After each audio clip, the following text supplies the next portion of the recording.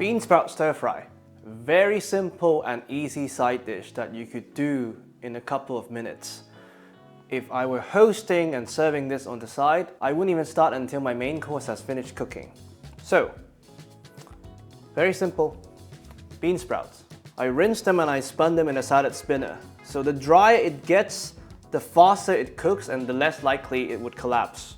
At the very least, I would rinse them because they can be slimy sometimes. So, very hot pan. Today we're going to cook it with a bit of salt, a dash of soy sauce, and we'll finish it with a dash of toasted sesame oil. Alright, now that the pan is hot, vegetable oil in. You can use any high smoke point oil like peanut oil or even ghee. Gonna swirl it a bit. Now, when it's shimmering, bean sprouts in. You don't want to crowd the pan. They're gonna cook down a bit, but you don't want to add way too much bean sprouts into the pan.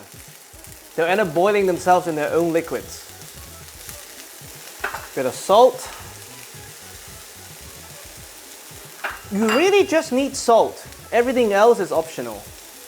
Bit of black pepper, again, that's optional. If you have white pepper, that's even better.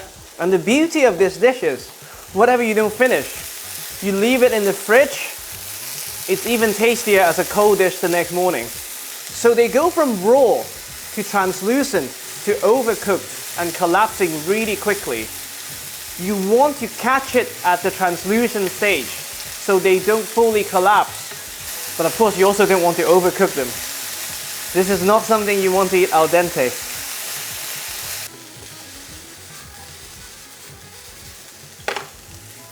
Alright, we're getting there. Okay, now they're 80% cooked. We add a dash of soy sauce. Optional, of course. Soy sauce actually burns quite quickly, so you don't want to cook it for that much longer afterwards. You just want it to evaporate enough. We switch the stove off. Now we add the chives, or the green part of a scallion. Again, completely optional. And a dash, I mean a tiny dash of sesame oil. This is toasted sesame oil and it's very overpowering. I added the sesame oil after I switched off the stove because it burns very easily.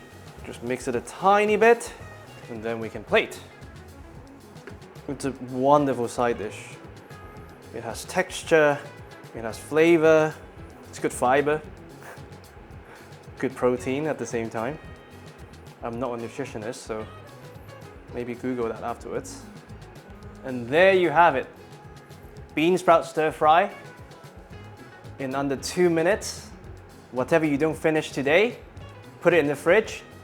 It's amazing tomorrow as a cold starter. I hope you enjoy.